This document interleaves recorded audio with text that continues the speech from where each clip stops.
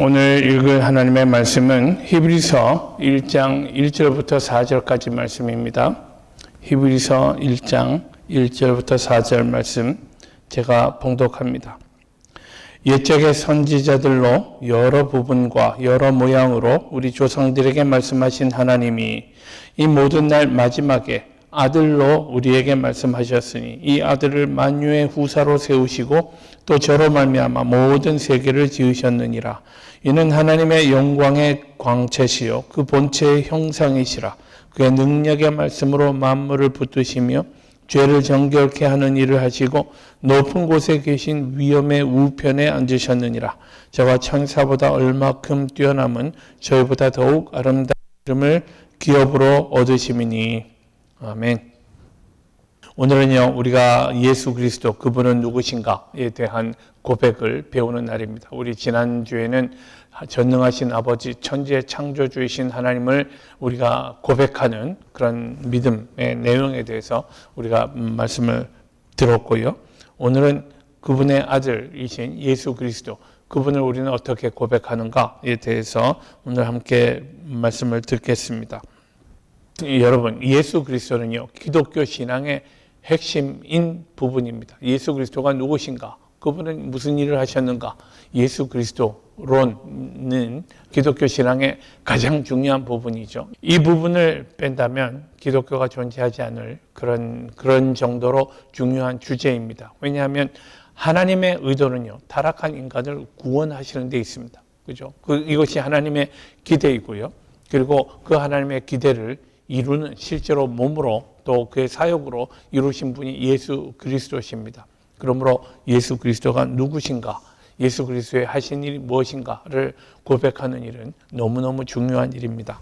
그런데 사람들이요, 예수 그리스도가 누구신가에 대해서 많은 증거가 있고 많은 기록들이 있지만 그러나 사람들의 견해가 일치하는 것은 아닙니다. 어떤 사람들은 예수 그리스도가 인류의 큰 스승이시다. 예수 그리스도의 그 메시지는 사랑이고 모든 사람을 향한 사랑을 선포하신 참 좋으신 스승이다. 도덕적인 사표이다. 라고 그렇게 말하는 사람들이 있습니다. 어떤 사람들은 그러나 그는 실패한 운동가 아닌가. 그는 유대 왕국을 재건하려고 애쓰다가 실패하고만 운동가이다. 라고 이야기하는 사람도 있습니다. 또 유대교 사람들은요, 우리와 구약 성경을 같이 읽는 사람들입니다만은 그들은 예수 그리스도에 대해서 그가 하나님의 아들이라는 사실을 참칭하고 다닌 참 하나님 앞에 죽어마땅한 죄인이다라고 유대인들은 보는 거죠. 그래서 그들과 우리들은 구약 성경은 함께 보지만 그러나 예수 그리스도에 대해서는 일치하지 않기 때문에 함께 할 수 없는 사람들입니다. 여러 가지로 이렇게 이야기를 했습니다만은 성경은요, 사도신경은 간단 명료하게 고백합니다. 그분이 누구라고요? 하나님의 외아들이라고요. 하나님의 외아들이고 그 다음에 우리들의 주님이신 예수 그리스도시다라고 그렇게 고백을 합니다. 오늘 이 고백들 하나하나의 의미를 좀 보려고 합니다. 먼저는요, 예수 그리스도가 하나님의 외아들이다라고 고백합니다. 하나님의 외아들이라는 이 말에는요, 외아들의 의미가 뭡니까? 오직 하나밖에 없는 그 존재라는 뜻입니다. 오직 하나밖에 없습니다. 다른 어떤 것도 어떤 존재도 그가 될 수 없는 그런 분이다라는 말입니다. 오직 예수 그리스도 그분만이 그분이다라는 사실을 의미하는 선언입니다. 하나님의 외아들이요. 이 말의 의미는요, 예수님이 하나님이시다라는 사실은 물론이고 예수님은 다른 모든 피조물과 구별되는 특별한 분이다라는 의미가 있습니다. 흔히 잘 모르고 농담하는 사람들 가운데요, 우리가 예수님이 하나님의 아들이고요, 그리고 우리는 하나님을 아버지라고 부르잖아요. 하나님 아버지라고 부릅니다. 그러면 예수님과 우리의 촌수는 어떻게 되는가? 우리가 예수님을 형님이라고 불러야 되는 거 아니냐라고 농담하듯 얘기하는 사람들이 있습니다. 그러나 하나님의 외아들이라는 이 표현은요, 예수님이 우리와 다른 존재, 우리가 형님이라고 부를 수 없는 존재라는 사실을 분명하게 말하고 있습니다. 오늘 본문 다시 한번 보겠습니다. 히브리서 1장 1절부터 3절 말씀입니다. 제가 읽을 테니까요, 여러분 한번 조용히 들으시면서 묵상해 보시길 바랍니다. 2절부터 읽겠습니다.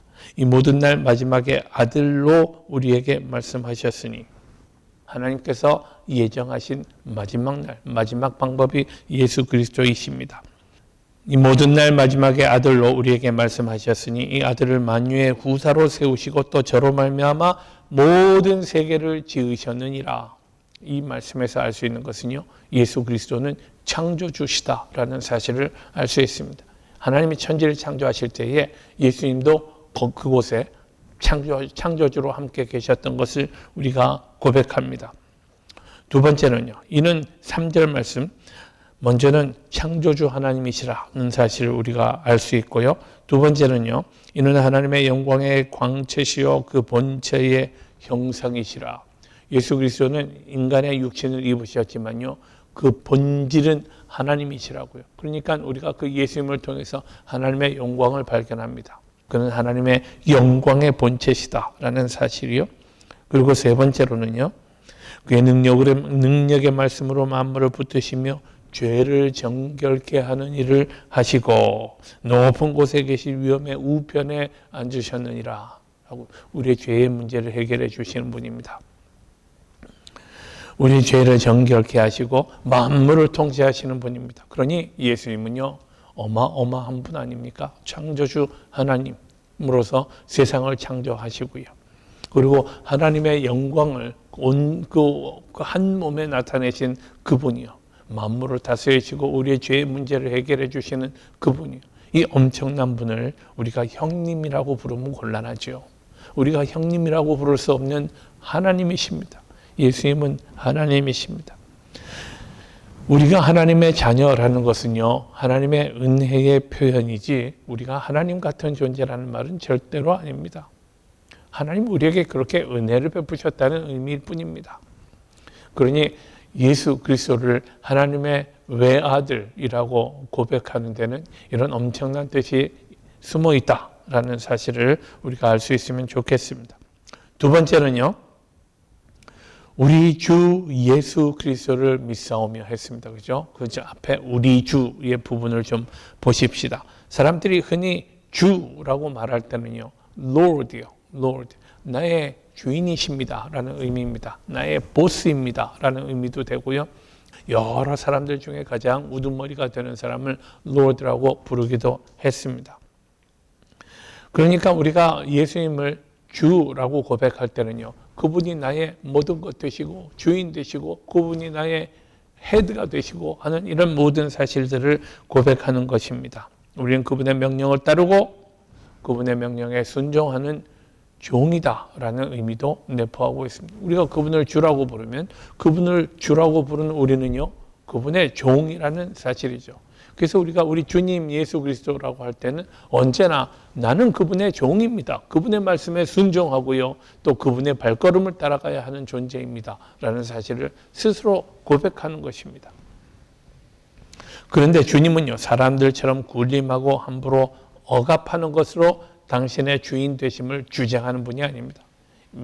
세상의 사람들은요, 앉아서 명령합니다. 자기는 편히 앉아서요, 먹을 것 좀 가져와, 뭐 좀 가져와, 너는 저기 청소해 하고 자기는 가만 앉아서 영광만을 누리는 사람들이 세상의 주인들입니다. 그러나 우리 주님은 그렇게 하지 않으십니다. 우리 주님의 주인됨은요, 겸손의 리더십이에요. 겸손의 주인됨을 주님은 보여주셨습니다. 누가복음 22장 말씀입니다. 너희는 그렇지 않을지니 너희 중에 큰 자는 젊은 자와 같고 두목은 섬기는 자와 같을지니라. 섬기는 자는요, 종입니다. 여러분, 종. 앉아서 먹는 자가 크냐 섬기는 자가 크냐, 앉아 먹는 자가 아니냐, 이것은 사람들의 리더십이요. 그러나 나는 섬기는 자로 너희 중에 있노라. 예수님의 말씀입니다. 나는 섬기는 자로 너희 중에 있으면서 그 나의 사역을 감당하는 존재라고 말씀하시는 거죠. 우리 주님이 주인 되심은 먼저 당신이 한없이 낮아지시는 것으로 보여주셨습니다. 이렇게 낮아지시면서 우리를 향한 주님의 진실한 사랑과 의도를 보여주셨다 생각합니다. 또 주님은 우리의 약함을 몸소 체휼하시고 우리와 더불어 고난을 받으시고 우리를 위해서 몸소 죽기까지 하신 그런 주인이십니다. 그러니까 세상에 볼 수 없는 그런 주인입니다. 엄청나게 특별한 주인입니다. 사랑하는 주인, 우리를 사랑하는 주인이십니다. 또 그분이요, 우리 주 예수 그리스도라고 했는데 우리라는 단어에도 상당한 의미가 있다는 사실을 우리가 알기를 원합니다. 우리 주님이라는 사실은요, 예수 그리스도가 단순히 유대인들의 주님일 뿐만 아니라 온 세상 모든 사람들, 예수 그리스도를 구주와 주님으로 고백하는 모든 사람들의 주님이라는 사실도 아울러 고백하는 것입니다. 그분은 세상의 가장 높은 권력을 가진 사람에게도 주인이 되십니다. 세상의 모든 제도들이요, 이 세상에 존재한 모든 것들의 창조주요 주인이라는 사실을 우리는 고백하는 것입니다. 주님, 우리 주. 그러므로 그분을 주라고 고백하는 우리들은 예수 그리스도가 주님이 된다는 사실을 통해서 우리가 그분의 발자취를 따라가는, 우리 주인이 하시는 일, 주인이 가진 주인의 가치관을 우리가 닮아가는 사람들 아닙니까? 주인이 하시는 일을 우리도 따라하는 사람들이 종 아닙니까? 그러니 우리에게는 그분의 발자취를 따르고 그분의 가치관을 배워가야 할 의무가 있다는 사실을 함께 고백하는 것입니다. 제가 참 여러 번 말씀드렸습니다마는 마태복음 7장에요, 이런 말씀이 있습니다. 나더러 주여 주여 하는 자마다 다 천국에 들어갈 것이 아니요 다만 하늘에 계신 내 아버지의 뜻대로 행하는 자라야 들어가리라 라고 말씀하시는 부분이 있습니다.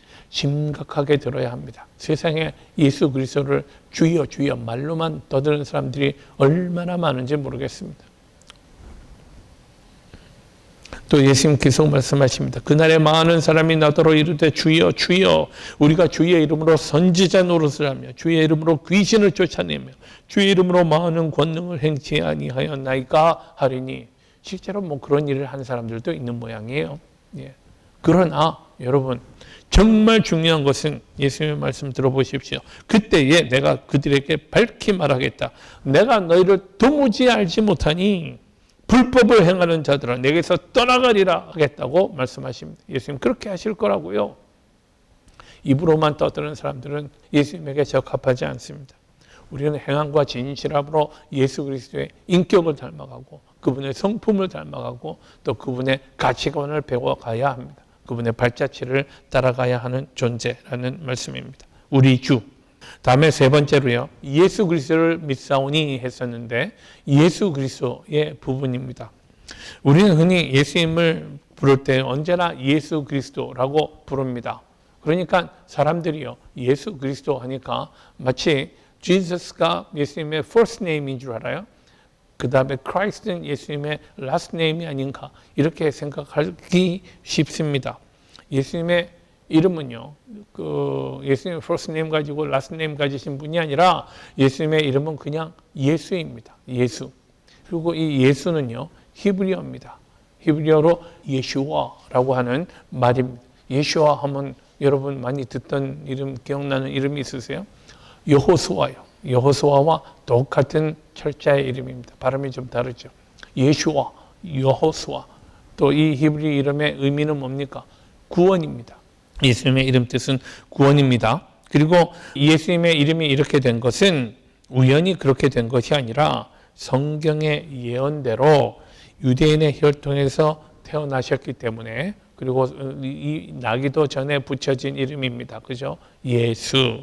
마태복음 1장에는요, 예수님의 족보를 보여주고 있습니다만은 이 족보의 의미는요, 예수님이 그야말로 다윗의 자손으로 정통 유대계의 그런 혈통을 따르고 있다는 것을 이야기하는 것이 아니라 하나님의 구속사가 어떻게 펼쳐지고 있는가, 하나님의 구속사를 보여주는데 의미가 있음을 우리 이해할 수 있기를 바랍니다. 다시 말씀드립니다만은 예수라는 이름의 의미는 구원이라고 했습니다. salvation, 하나님의 구원이요. 이것은 유대인 히브리 이름이고요. 그리고 반면에 그리스도는요, 영어로 크라이스트 하지만 그릭어입니다. 헬라어요. 크리스토스라고 하는 이 단어의 의미는요, 기름 부음 받은 자라는 의미를 갖는 말입니다. 크리스토스, 예, 기름 부음을 받은 자. 그리고 메시아라는 말도 기름 부음을 받은 자라는 의미입니다. 그러니까 유대인들 말로는 메시아고 그리스어로는 그리스도인 그런 타이틀입니다. 옛날에요. 유대인들에게 하나님께서 기름 부어서 세우시는 세 부류의 사람들이 있었습니다. 첫 번째는 제사장이요. 그죠? 제사장은 백성들을 위해서 하나님 앞에 제사를 드리는 사람. 하나님과 백성들 가운데 서 있는 존재라고 생각하면 될 것입니다. 두 번째는요. 선지자요. 하나님의 대언자, 하나님의 말씀을 선포하는 사람들이요. 그리고 세 번째는요. 왕입니다. 왕. 통치하는 사람이에요. 하나님을 대신해서 백성들을 통치하는 사람. 그러니까 이 세 직군의 사람들 모두가 하나님과 관련이 있습니다. 예. 하나님을 대신해서 사람들의 죄의 문제들, 또 사람들의 그 삶의 문제를 관리하는 분, 그리고 또 하나님의 말씀을 대언하는 사람, 그리고 하나님의 통치를 대신하는 사람. 이렇게 세 부류의 사람들을 이 사람들이 자기 직책에 나아갈 때에 기름을 부었단 말이죠. 예수 그리스도는, 이 메시아는요, 이 세 가지 직분의 일을 모조리 한 몸에 다 감당하시는 분이잖아요. 사람들의 죄의 문제를 해결해 주시고요. 하나님의 말씀을 또 선포하시는 분이고요. 그리고 다스리시는 분이잖아요. 메시아, 그리스도는 바로 이런 분입니다. 그러니 우리가 예수님을 그리스도로 고백할 때에 하나님께서 당신의 백성과 만드신 모든 약속이 예수 그리스도 안에서 이루어진 것을 확인하는 그런 의미도 있습니다. 이제 말씀을 맺습니다. 우리가 예수님의 메시아 되심을 날마다 이렇게 고백합니다만은, 그러나 우리 몇 번 말씀을 나눈 바와 마찬가지로 우리에게 시련이 닥칠 때, 또 큰 어려움을 우리가 겪게 될 때에 우리의 믿음이 흔들릴 때가 있습니다. 세례 요한은요, 자기 어머니의 태중에서부터, 엘리사벳의 태중에 있을 때부터 예수 그리스도를 알아보고 기쁨으로 뛰어놀았던 사람입니다. 근데 그는 예수님을 향해서 세상 죄를 지고 가는 하나님의 어린 양이라고 간증을 했습니다. 많은 사람들이 당신이 그리스도냐라고 그런 마음을 품을 때에 아니라고 나는 그리스도가 아니라고, 내 뒤에 오시는 그분 그리스도는 그리스도의 핀발끈을 풀기에도 나는 족하지 않은 존재라고 말하는 사람이었습니다. 사람들이 자기에게 와서 세례를 받다가 예수님이 사역을 시작하시니까 사람들이 예수님에게 우르르 몰려가기 시작했습니다. 그의 제자들이요, 이거 어떻게 하면 좋겠습니까? 했을 때에 요한이 했단 말이 뭔지 아십니까? 그는 흥하여야 하겠고 나는 쇠하여야 하리라 라고 했던 사람. 이렇게 확실하게 예수 그리스도를 알고 예수 그리스도를 증언했던 사람이, 그도 마지막에 나중에 좀 흔들릴 때가 있었던 것 같아요. 자기 뜻대로 예수님의 사역이 자기 뜻과 좀 다른 부분이 자기 뜻과 달랐든지 혹은 뭐 그렇지는 않았겠지만 자기 기대와는 못 미치는 그런 부분들이 있었다고 생각했었던 것 같아요. 누가복음 7장에 보면 세례 요한이 제자를 보내가지고 예수님께 묻습니다. 세례 요한이 우리를 보내어 당신께 말하기를 오실 그이가 당신이오니이까 우리가 다른 일을 기다리오리이까 라고 이렇게 묻습니다. 그때 이건 참 심각한, 세례 요한으로서는 너무너무 심각한 질문이었고 그런 순간이었다 생각합니다. 그때 예수님은요, 분명하게 말씀해 주시면 얼마나 좋겠어요. 근데 예수님은요, 결국 이건 우리의 믿음의 문제니까 예수님의 말씀은 이렇습니다. 너희가 가서 보고 들은 것을 요한에게 고하되 소경이 보며 안진뱅이가 걸으며 문둥이가 깨끗함을 받으며 귀머거리가 들으며 죽은 자가 살아나며 가난한 자에게 복음이 전파된다 하라. 이렇게 대답을 했습니다. 이것이 징조다, 징조 아니냐라는 이런 말씀, 마지막 때에 구세주에 의해서 메시아에 의해서 이루어질 일들에 대해서 성경이 예언한 대로 예수님께서 말씀하셨습니다. 명확하게 대답하지 않았지만 그러나 우리가 이 사실을 예수 그리스도에 대한 성경적인 증언들을 통해서 믿음을 가지고 죽어갔던 수많은 믿음의 위인들이 있습니다. 주후 156년에요. 순교했던 폴리캅이라는 분이 있습니다. 이분은 세례 요한의 후계자로 서머나 교회를 담당했던 교부였습니다. 근데 당시에 로마 황제가 그 기독교인들을 극심하게 탄압하는 과정이었습니다. 그때에 유대인들이 밀고를 하죠. 폴리캅과 그 인근 지역의 성도들을 밀고합니다. 그래서 11명이 잡혔습니다. 그러나 그 지역에 총독은요, 폴리카베의 인격을 굉장히 흠모하던 사람이었습니다. 그래서 어떻게든 좀 풀어주려고 그래서 폴리카베를 회유합니다. 말하죠. 예수를 욕하고 황제의 신상에 절하면 당장에 풀어주겠다라고 그렇게 회유합니다. 그러나 폴리카베의 대답을 들어보십시오. 86년 동안 내가 섬겨온 주님, 그분은 언제나 나를 인자로 대하셨어. 내가 어찌 그분을 모독할 수 있단 말이요 하면서 죽을지언정 그분을 모독하지 않겠다라고 말합니다. 총독이 다시 말합니다. 목숨이 아깝지 않은가? 내가 너를 야수의 밥이 되게 하겠다라고 협박을 합니다. 폴리카베는 말합니다. 어서 맹수를 부르라고. 내가 기꺼이 죽겠다고.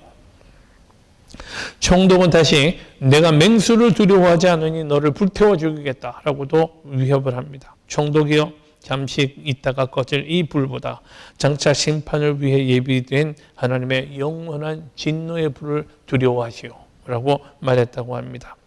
그리고 그는 불에 태워서 죽게 되는 순간이었죠. 불이 아무리 해도 불이 그의 육신을 태우질 못했어요.